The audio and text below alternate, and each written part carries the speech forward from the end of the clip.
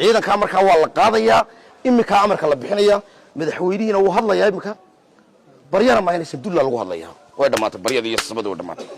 midna waa mas'uuliyadda wixii dhacay cidii la qaadanaysa marka bixis cidii shalay iyo daraadii tii ku horeysay ciidanka militariga halkan ku soo gurtay ee magaalada keentay ayaa qaadanaysa waxaan cid ka baryano laga qortameeyna ma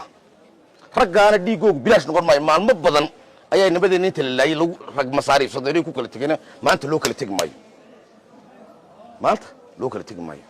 ilaa xalay dhaawicii dhacay aagad biyo lama dulkeenin imika marka talis qayb tagan kuuri iyo dadkan ciidanka ku wada xidhaan ee islaamna soo gali kara ya biyo siinaya hadda maayarkii magaalada la amray salqaay maayaan nabadeedu sida cashuurta loo qaado oo yaqaanaan oran maayaan dadkiina halka jooga biyo gaarsiiya hadda la amray maayarkii waxaan leeyahay shacabka magaalada wadooyinka taagana hal la fudaydiyo gurmadkaas oo nabadeena wixii loo baahan yahay ha gaaro dhaqaatiirtan waa ku celinayaa waxa la idinka doonayaa ribood caafimaad oo dhameystiran waxaan la hadlayaa dhaqaatiirtii miirka qabtay waxaan ku soo qabsanayaa dhakhtar dusaan ku soo qabsanaya bismillaahir rahmaanir rahiim inna lillahi wa inna ilayhi raaji'uun saddexdii galnay magaalada imiday waxaan marka hore u tacsiyadeynayaa mar labaad ma aragtay waalidiinta iyo walaalaheena iyo namadeenna ma aragtay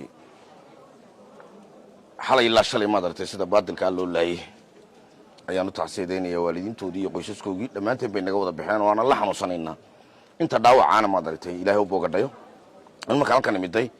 waxaan imiday meesha halkan waxa la wixii gobolka madax joogtay wixii Hargeysa ka imiday wasiiradii wasiirada halkan waxa la joogaa saldhigga dhexe Hargeysa joogay shirkaas baan galay walaalayaal magaalada nagaale maantana arrintan oo kaliya laga wada hadli maayo arrimo badan baa laga wada hadlaya marka ugu horeyso horta waxaan soo jeediyay horta guddi culimo waanan helno oo ma aragtay magaalada iyo xaaladeeda iyo dejinteeda iyo arrinteeda laga wada hadlo si aan magaalada loo subaabinin ka badan intaasi guddiga dhaqaatiirtana waxaan leenahay iyagana war bal ragga dhaqaatiirta ee xarumaha caafimaadka jooga idinkuna guddi iska soo sameeya si aan dhaawicii iyo arrintii aan u qiimayno oo wixii daran ee dhibaato weyn qaba